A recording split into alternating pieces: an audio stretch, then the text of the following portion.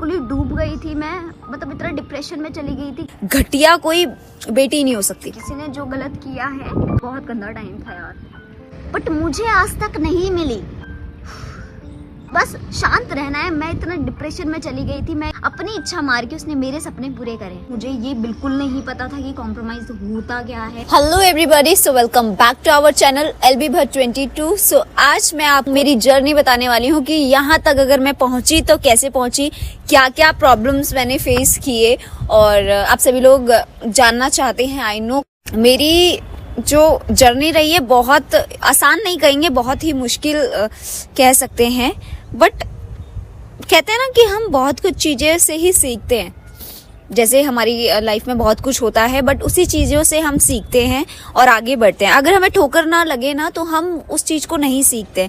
बहुत कुछ ऐसा हुआ जो मतलब अनएक्सपेक्टेड था मेरे लिए, बट इट्स ओके। मैंने उसको एक्सेप्ट किया और फिर भी उस चीज़ को छोड़ के मैं आगे बढ़ी। और तो ये सारी चीज़ें ना आज मैं आपको बताने वाली हूँ कि मेरी जर्नी क्या रही है यहाँ तक पहुँचने के लिए। बहुत ही मुश्किलों के बाद मैं यहाँ तक पहुँची हूँ, और मुझे सच बताओ तो मुझे यकीन ही नहीं था खुद पे, क्योंकि मैंने इतना स्ट्रगल किया ना लाइफ में कि मुझे भरोसा उठ गया था कि यार मैं यहाँ तक भी पहुँचूंगी या नहीं पहुँचूंगी। बीच में एक ऐसा इंसिडेंट मेरे साथ हुआ कि डायरेक्टर थे, तो मैं एक्टिंग का ऑडिशन देने गई थी, ये मैं आपको बताऊंगी। तो उसने बोला कि आपको कॉम्प्रोमाइज़ करना पड़ेगा। सो ये मैं आपको अभी एक्सप्लेन करूंगी अच्छे से। मुझे आप जैसे कि मैंने अपनी पहली स्टोरी में बताया कि भाई मुझे काफ़ी हद से ज़्यादा इंटरेस्ट था कि मैं एक्टिंग करूं या फिर डांस करूं, क्योंकि मुझे ये सब करना बहुत ही अच्छा लगता था। तो मेरी फैमिली वाले बिल्कुल भी स्टार्टिंग में मुझे सपोर्ट नहीं करते थे। उनको लगता था कि यार ये चीज़ें ख़राब होती है, क्योंकि आजकल जो उस टाइम पे जो चल रहा था वो कि ये था कि जो भी बाहर रहते हैं, जो भी एक्ट्रेसेस हैं, एक्टर हैं, वो सारे मतलब वैसे हैं, ख़राब लोग हैं। मेरी फैमिली के मतलब माइंड में ये चीज़ें थी, तो वो कभी नहीं चाहते थे कि उनकी बेटी इस फील्ड में जाए। और बहुत ही नेगेटिव चीज़ें उन्होंने सुनी थी इधर उधर से, क्योंकि लोग बहुत बोलते हैं, अभी भी लोग इस लाइन को बहुत गंदा मानते हैं। तो फिर भी मैंने ये बोला कि नहीं भाई मुझे ये करना है। तो मैंने फिर डांस से स्टार्ट किया। डांस मैंने 8th क्लास से मैंने अपना डांस का किया, 7th या 8th में था, ठीक है। क्लासेस भी मैंने खोली थी और क्लासेस भी मैंने चलाई उस टाइम पे, सोचो। और अब तो बिल्कुल बेल बॉटम हो चुकी हूँ इस चीज़ में मैं। सो मैंने क्लासेस ज्वाइन करी और हमारा एक ग्रुप था, वो उसमें जाती थी मैं, प्रैक्टिस करते थे। और बहुत ही कहते हैं ना, बहुत ही स्ट्रगल किया उस चीज़ में भी। मैंने काफ़ी टाइम दिया डांस को, बट उसमें भी नहीं कुछ हो पाया। तो हमें ना एक हिप हॉप डांस इंटरनेशनल एक कंपटीशन था वो, तो हमने उसको क्रैक कर लिया था। उसका फर्स्ट हमने क्रैक कर लिया था। हमारा परफॉर्मेंस बहुत अच्छा लगा लोगों को। सो हम नेक्स्ट राउंड में चले गए थे। वो नेक्स्ट राउंड जो था वो गोवा में था, तो हम वहाँ गए। तो वहाँ जाके इतना अनएक्सपेक्टेड चीज़ें हुई हमारे साथ कि हमारा जो ग्रुप था ना, उन्होंने क्या किया कि वैसे मेरे फादर ने मतलब जब हम जाने वाले थे ना, तो हम 7 लोग थे हम, जिसमें से 5 बॉयज़ थे और 2 गर्ल्स थे, एक मैं और एक और दूसरी लड़की। तो उन सबको ना पापा ने डिनर पे बुलाया, घर पे आए, देन उसके बाद डिनर किया। तो ऐसे ही पापा ना मेरे मतलब हाथ वाथ देखते हैं, तो उन्होंने हाथ देखा। उन्होंने बोला कि तुम्हारे ग्रुप से ना एक बंदा बिछड़ जाएगा, क्योंकि लोग पूछ रहे थे कि क्या होगा क्या नहीं होगा। तो उन्होंने बोला कि एक जो तुम्हारे ग्रुप से एक चला जाएगा, मतलब ऐसा कुछ होगा। और जीत हार तो चलती रहती है, उन्होंने जीत हार का कुछ नहीं बताया, ताकि हमारे अंदर वो चीज़ ना रहे कि यार पापा ने ऐसे बोल दिया वैसे बोल दिया। बोला कि ये तुम्हारा लक है और इसके बारे में मैं कुछ नहीं बोल सकता, लेकिन अच्छे से मेहनत करो और अपना आगे जो भी है परफॉर्मेंस करो। तो उसके बाद मैं ये दिमाग में था कि यार ऐसा कौन सा बंदा है जो हमारे ग्रुप से जाने वाला है या फिर छोड़ने वाला है। तो मेरे माइंड में ये था कि यार कहीं ये मैं तो नहीं हूँ, क्योंकि अगर हम ये कंपटीशन क्रैक नहीं कर पाए तो भाई हम तो छोड़ो, इसमें से मैं ही निकल जाऊंगी बाहर। तो फिर हम वहाँ से निकले, हम गए गोवा। तो मेरी बहन का उस टाइम पे एग्ज़ाम चल रहा था, वो वहाँ पे बैठ के एग्ज़ाम दे रही थी सिर्फ मेरी वजह से, क्योंकि मैं अकेले नहीं जा सकती थी और पापा नहीं जा सकते थे। पापा जॉब करते थे और मम्मी तो फिर घर तो इसलिए पापा ने दीदी को भेजा और बोला कि कड़ी नज़र रखना इस पे। तो हम सब गए, बहुत सारे लोग गए थे, उनके पेरेंट्स भी साथ में थे, तो हम सारे गए वहाँ पे, रूम्स लिया और प्रैक्टिस करी। बहुत इंजॉय तो नहीं कहेंगे लेकिन बहुत सोच के गए थे कि नहीं यार हमें ये राउंड क्रैक करना है। फिर उसका नेक्स्ट राउंड हमारा सिर्फ अमेरिका में था। तो सोचो, तो हमने जब वो किया ना, तो हम जब जैसे स्टेज पे चढ़ते हैं ना, तो स्टेज पे गए तो एक जो लड़का था वो बहुत लंबा था, उसका नाम नहीं बताऊंगी, तो उसकी वजह से हमारा ग्रुप की जो धज्जियाँ उड़ी ना, बहुत ही गंदा सीन हो गया था। क्या हुआ, मुझे जंप करना था। हम जंप आसपास से दो लोग ऐसे जंप करवाते हैं ना, तो वो वाला हमारा था स्टार्टिंग में। तो उसने क्या किया था, उसने कुछ ऐसा लगाया था जो लगाते हैं, तो उसकी वजह से उसका दिमाग घूम गया और वो ऐसे ऐसे से हिल रहा था बिल्कुल, मतलब वो पी के आया था, अगर मैं बात कहूँ तो, ठीक है। तो वो पी के आया था, तो उसने क्या किया, एक साइड से मतलब ढील, एक साइड से कम वो करा, अपनी साइड से, मतलब ऐसा हो गया ऐसे ऐसे करके, है ना। और एक ने तेजी से, सामने बगल वाले ने तेजी से ऐसे उछाला और मैं सीधा गिरी मुंह के बल स्टेज पे। सोचो, फिर भी मैं उठी और मैंने अपना कंटिन्यू रखा। तो उसमें जो स्क्रिप्ट था उसमें क्लियरली लिखा था कि अगर आप बैक जंप या कोई जंप या फिर कोई स्टंट नहीं कर सकते हो तो कोई कंपल्सरी नहीं है, अपना डांस आप करो, बट अगर करते हो और उसके दौरान गिर जाते हो तो आप डिस्क्वालीफाई हो जाओगे। तो हम हो गए डिस्क्वालीफाई सिर्फ उसकी वजह से। तो उसके साथ तो बहुत गंदा सीन हुआ। उसके बाद भी उसने मतलब उसको एक लत लग गई थी, तो उसको वहाँ नहीं मिला ना, तो बिल्कुल ही तड़प गया था कि मुझे ये करना है, ये है, वो है, ब्ला ब्ला ब्ला। के बाद फिर हम घर गए, घर पहुंचे तो पापा को बताया कि हम बाहर हो गए और हमारे ग्रुप से एक जना चला गया, क्योंकि हमने उसको निकाल दिया था, क्योंकि ऐसा कोई हमें नहीं चाहिए था भाई जो ये ड्रग्स ले और ये ड्रिंक करे, है ना। डांस के लिए तो कभी मेरी फैमिली वालों ने कभी मना नहीं किया, बट एक्टिंग के लिए वो मना करते थे, क्योंकि हमारे साथ एक सीन हो गया था। तो इसमें सबसे बड़ा जो रोल था वो मेरी बहन का है। उसने काफ़ी सपोर्ट किया मुझे और ये बोला कि नहीं कोई बात नहीं, कोई साथ नहीं दे रहा तो मैं तेरा साथ दूंगी। तो उसने मुझे बहुत सपोर्ट किया। तो मुंबई भी गए हम डांस के लिए, बट एक्टिंग के लिए फिर मैंने सोचा कि नहीं, मुझे एक्टिंग का कोर्स करना है। तो दीदी ने बोला कोर्स रहने दे, ठीक है, एक काम कर, तू ऑडिशन ले दे, तेरी जो है ना ऑलरेडी एक्टिंग बहुत अच्छी है। तो मैंने ऑडिशन दिया। कलर्स टीवी पे एक ऑडिशन चल रहा था, टीवी पे नहीं चल रहा था, मतलब उसका ही एक ऑडिशन चल रहा था। तो हमने गए गुड़गांव की साइड, ये पता नहीं अजीब सा नाम है वहाँ का। तो वहाँ गए, वहाँ पे ऑडिशन चल रहा था, बहुत लंबी लाइन लगी हुई थी, मैं भी लगी हुई थी लाइन में। तो मैंने ऑडिशन दिया, तो उसके बाद मैं ना सिलेक्ट हो गई, मतलब बेटी का रोल किया मैंने और मैं सिलेक्ट हो गई। बहुत स्क्रिप्टेड, मैंने बहुत रटा और बहुत अच्छी एक्टिंग करी थी मैंने, तो मैं सिलेक्टेड भी हो गई थी। बट शाम को जब उनका कॉल आया ना कि आप सिलेक्टेड हो, तो उनका जो टोन था वो ये था कि हे भावना, कॉन्ग्रेचुलेशन, आप सिलेक्टेड हो चुके हो और मुझे आपसे कुछ बात करनी है। तो क्या आप ये रोल के लिए कंफर्टेबल हो, आपको डॉटर का रोल मिलेगा। तो मैंने कहा हाँ। तो उनने बोला कि ठीक है, आपको ऐसा भी मतलब सीन करने होंगे। तो मैंने कहा कैसा।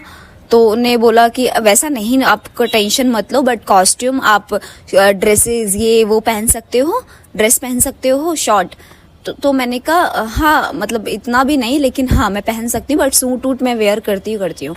तो उन्हें बोला ठीक है, ओके, आप सिलेक्टेड हो और आपका मतलब आप लेटर लेने आ जाओ, और अगर आपके सामने कोई नहीं है तो मैं आपको एक बात बोलना चाहता हूँ, उससे पहले आप आओ और ये एग्रीमेंट लेके जाओ, ठीक है। हम गए उस ऑफिस में, हम लेटर लेके आ गए। देन उसके बाद उसका दोबारा शाम को कॉल आता कि भावना, एक इम्पॉर्टेंट बात तो मैं करना आपसे भूल ही गया, उस टाइम पे मुझे ध्यान नहीं था और आप जल्दीबाजी में चले गए। तो मैंने कहा हाँ जी सर बोलिए। तो उन्होंने बोला ठीक है, आप मुंबई में रहोगे, और मैं उस टाइम पे ना 11th क्लास में थी। तो उन्होंने बोला आप मुंबई में रहोगे और इतनी सारी चीज़ें होंगी, आप क्या कॉम्प्रोमाइज़ कर लोगे। ठीक है, तो मैंने कहा हाँ मैं कॉम्प्रोमाइज़ कर लूँगी, स्टडी में तो मैं कॉम्प्रोमाइज़ करना ही पड़ेगा ना, और स्टडी तो मुझे छोड़ना ही पड़ेगा, मतलब बाद में ओपन से कर लूँगी या फिर ऐसा कुछ, ऐसे बोला, साथ साथ मैं पढ़ लूँगी, ये कुछ भी ऑप्शन मैं वहाँ जाके देखूँगी कि मैं कैसे करूँ, पर मैं पढ़ूँगी आगे। तो उन्होंने बोला अच्छा ठीक है, आप दूसरा वाला कॉम्प्रोमाइज़ कर सकते हो। मैंने कहा दूसरा वाला कॉम्प्रोमाइज। अगर मैं आपको सच बात बताऊं, उस टाइम पे मुझे ये बिल्कुल नहीं पता था कि कॉम्प्रोमाइज होता क्या है और क्या सीन है, ये क्या सियापे हैं ये। तो मैंने कहा सर हाँ मैं कर लूंगी, मैंने आपको बोला मैं स्टडी भी साथ में कर लूंगी, इतना तो मैं कॉम्प्रोमाइज कर ही सकती हूँ। तो उन्होंने बोला नहीं मेरा मतलब ये नहीं है, मेरा मतलब कुछ और है, आप सोच के मुझे बताना, ठीक है। और मैं शॉक्ड हो गई, मैंने कहा फ़ोन काट दिया। मैंने कहा यार, मैंने दीदी से पूछा, ठीक है, तो दीदी कहती यार कॉम्प्रोमाइज, कह रही यही होगा यार स्टडी वाला, इस स्टडी से रिलेटेड ही कोई बात होगी, तो क्या बात है, तू टेंशन क्यों ले रही है। मैंने कहा दीदी वो तो ऐसे से कह रहा था कि कॉम्प्रोमाइज का मतलब दूसरा वाला कॉम्प्रोमाइज। मैंने कहा ये दूसरा वाला कॉम्प्रोमाइज होता क्या है। तो मेरी बहन को भी समझ में नहीं आया, तो हमने भाई मेरा एक दोस्त था, उससे पूछा मैंने कहा यार ये क्या है। तो उसने बोला तू पागल है। मैंने कहा क्या। कहता ये वो वाला कॉम्प्रोमाइज है, मैं तेरे को समझा भी नहीं सकता, ठीक है, और अगर कोई और होता तो मैं बोल भी देता, अगर तेरी जगह कोई लड़का होता तो मैं बोल देता, बट मैं तुझे कैसे बोलूं। तो मैंने कहा यार बताना यार, वो मुझसे पूछ रहा है यार, मेरा सिलेक्शन हो गया है, मुझे 1 हफ्ते में मुंबई जाना है और 1 साल का एग्रीमेंट साइन करना है मुझे।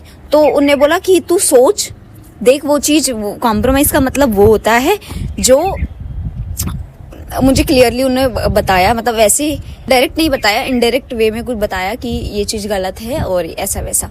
भाई मेरे तोते उड़ गए। मैं कह रही यार ये भी सियापे होते हैं, क्योंकि एक बार एक डायरेक्टर था, वो बहुत अच्छे हैं, उनका नाम लूंगी मैं, रोहित खटक। तो उन्होंने काफ़ी समझाया, भावना देखो तुम इस लाइन में जा रही हो तो ये लाइन बहुत तुम्हारे लिए बहुत गंदी है, गर्ल्स के लिए बहुत गंदी है, क्योंकि यहाँ पे ऐसे ऐसे लोग हैं जिन्होंने लाइन को खराब कर रखा है। ऐसे ऐसे डायरेक्टर है जो बीच बीच में तुम्हें मतलब पिंच करेंगे, तुम्हें बोलेंगे कि हम तुम्हें एक्ट्रेस बनाएंगे और तुम ऐसा ऐसा करो, है ना, वो तुम्हारे साथ गलत करेंगे। तो थोड़ा सा इस लाइन में तुम बच के रहना। उसका कॉल आ रहा बार बार, मैंने कट करा, फिर कॉल आ रहा बार, फिर मैंने कट करा, और फिर दीदी ने उठाया। दीदी ने बोला कि भावना बाहर है, मैं आपकी बाद में बात कराती हूँ। तो उन्होंने बोला ठीक है आप प्लीज बात करा देना भावना से मेरी, ठीक है। तो कंटिन्यू कॉल आता रहा यार, मानोगे नहीं 3-4 दिन तक कंटिन्यू कॉल आता रहा। फिर मैंने उठाया, मुझे बहुत गुस्सा आ गया। मैंने कहा यार क्या है।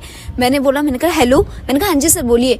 तो कहते आपने सोचा उस कॉम्प्रोमाइज के बारे में। मैंने कहा सर देखो मैं ऐसी लड़की नहीं हूँ, ठीक है, जो आपकी बातों में आके और मतलब आप बड़े बड़े सपने दिखाओ और मैं बोलूँ कि हाँ सर मैं आपके साथ कॉम्प्रोमाइज करने के लिए तैयार हूँ।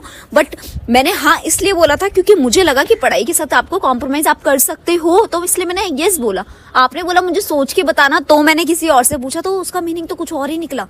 तो मैंने कहा सर देखो ऐसे भी मैं नहीं कुछ बनना चाहती, अपने पेरेंट्स का नाम डुबा के अगर मैं कुछ बन रही हूँ तो मेरी जिंदगी में तो लालच है। अगर इस तरीके से मैं कुछ अचीव कर रही हूँ तो भाई मुझसे बड़ी बेवकूफ और मुझसे घटिया कोई बेटी नहीं हो सकती। तो मैंने उसको साफ मना करा और फिर फोन काट दिया। और तुम मानोगे नहीं, मैंने अभी तक कोई ऑडिशन नहीं दिया, बिल्कुल सोचा भी नहीं, मतलब मेरे डर अंदर बैठ गया था। मैंने कहा यार जगह जगह पे ऐसे लोग रहते हैं यार। अब मुझे रोहित खटक की बात याद आने लगी। मैंने कहा यार वो भी ऐसे कहते थे, वो भी डायरेक्टर है बट वो तो अच्छे है। तो मैंने उनके साथ भी काम नहीं किया, उन्होंने भी बोला मुझे काम के लिए, बट मैंने उनके साथ भी काम नहीं किया क्योंकि मेरे अंदर ना बहुत डर बैठ गई थी। उसके बाद काफी टाइम बाद मेरा नॉर्मल लाइफ चल रहा था, 12th क्लियर हुआ, ठीक है। उसके बाद मैंने मेकअप आर्टिस्ट का कोर्स किया, ठीक है। मैं अपना ध्यान भटका रही हूँ कि यार मुझे एक्टिंग लाइन से बाहर ही निकलना है। मैंने बिल्कुल ध्यान नहीं दिया, बस रील्स बनाती थी छोटी मोटी, वो भी पता कितने लाइक्स आते थे, 100 लाइक, 200 लाइक, 300 लाइक, उससे ज्यादा तो आते ही नहीं थे, ठीक है। व्यूज आते थे 1000, 2000, 3000, 4000 बस, ठीक है, ये चीज। तो मैंने कहा चल छोड़ यार, मैंने कहा इससे भी कुछ नहीं रखा, ठीक है। और फिर मैंने सोचा था एक बार कि यार यूट्यूब चलाना चाहिए। तो मुझे यूट्यूब के बारे में कुछ नहीं पता था, तो मैंने फिर उस पर ध्यान ही नहीं दिया। तो रील्स का मुझे पता ही नहीं था कि ऐसा कुछ होता है।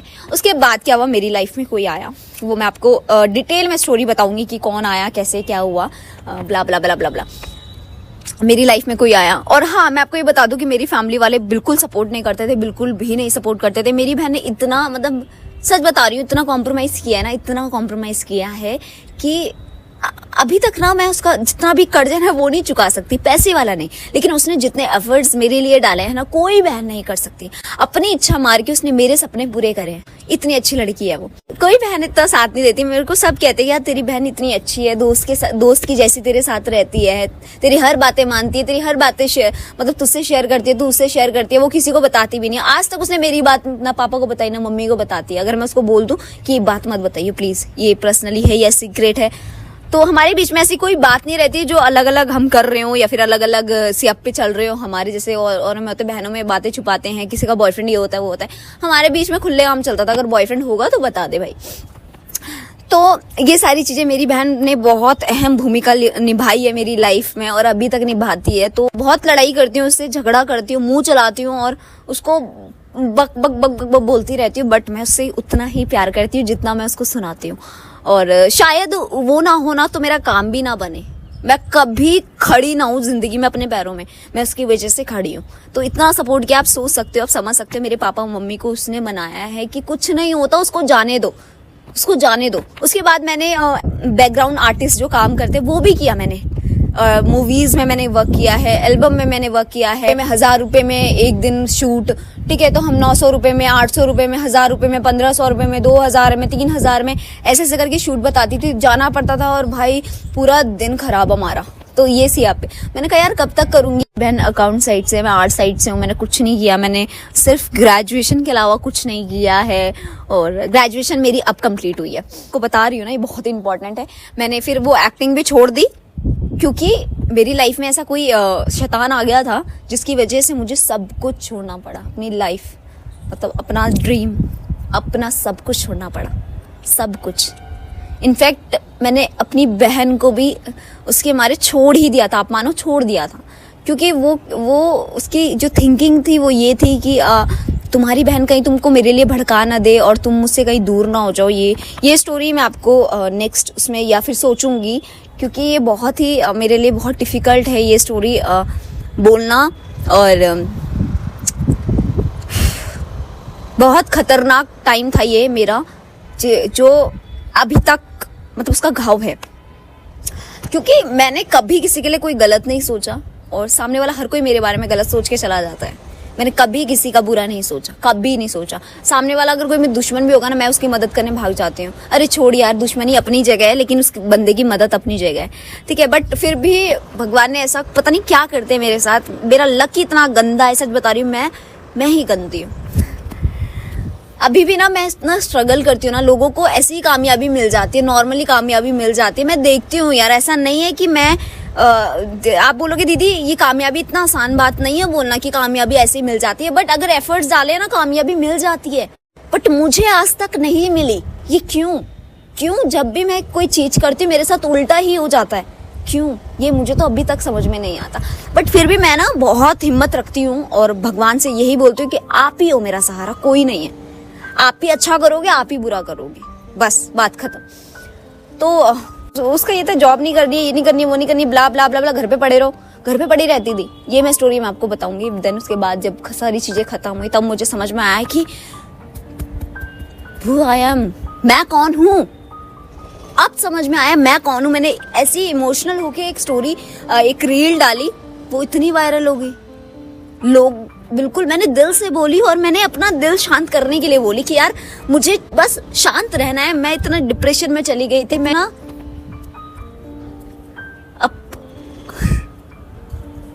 मैं अपने आप को बिल्कुल नहीं संभाल पा रही थी। मैं फैमिली वालों को उन पे ध्यान नहीं दे पा रही थी। मैं अपने उसमें बिल्कुल ही डूब गई थी। मैं मतलब इतना डिप्रेशन में चली गई थी कि रातों को नींद नहीं आती थी, सुबह आँख खुल जाती थी, है ना।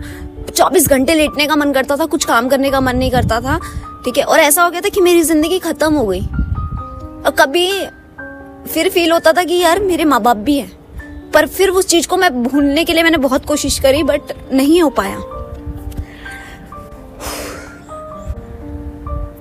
बहुत गंदा टाइम था यार। थैंक गॉड भगवान आपने इस चीजें पहले ही साइड कर दी, ठीक है। कुछ अनहोनी होने से अच्छा है कि सब कुछ क्लियर हो गया। खैर, देन उसके बाद जो भी हुआ वहां से बाहर निकले और भावना क्या है, भावना बस कर। मैं इमोशनल हो जाती हूँ उस बात से, तो बिल्कुल हो जाती है, इसलिए मैं वो स्टोरी खोलती ही नहीं हूँ। ओके, सो उसके बाद जो हुआ तो सारी चीजें साइड हो गई, है ना। और फिर मैंने एक रील डाला और वो वायरल हो गई, बिल्कुल लोग पसंद करने लग गए, ठीक है। फिर उसके बाद मैं बिल्कुल ये हो गया कि अब तो भाई मेरे दिल की बात सब सुनना चाहते हैं, क्यों ना मैं बोलूं। अगर सब इस चीज से कुछ सीख रहे तो मैं बोलूं। मैंने बोलना स्टार्ट कर दिया। मैंने कहा यार जा भाड़ में गई बातें, भाड़ में गई लोगों की बातें, भाड़ में गई रिश्तेदारों की बातें। अब तो मुझे बोलना है और मैं अपने दिल की बात बोल के रहूंगी। मुझे बिल्कुल शर्म नहीं आई लोगों के सामने बोलने की कि मेरे को ये हो रहा है, मेरे को ऐसा हो रहा है, वैसा हो रहा है, या फिर मेरे साथ ये हुआ है। मैंने सब बोला क्योंकि मैं अपने दिल में रख रही थी ना, तो मैं अंदर ही अंदर घुट रही थी और शायद मैं मर भी जाती। सच बात बता रही हूँ, आज मैं आपको, मैं मर जाती। बट वहां से मेरी किसने मुझे बाहर निकाला? मेरी बहन ने।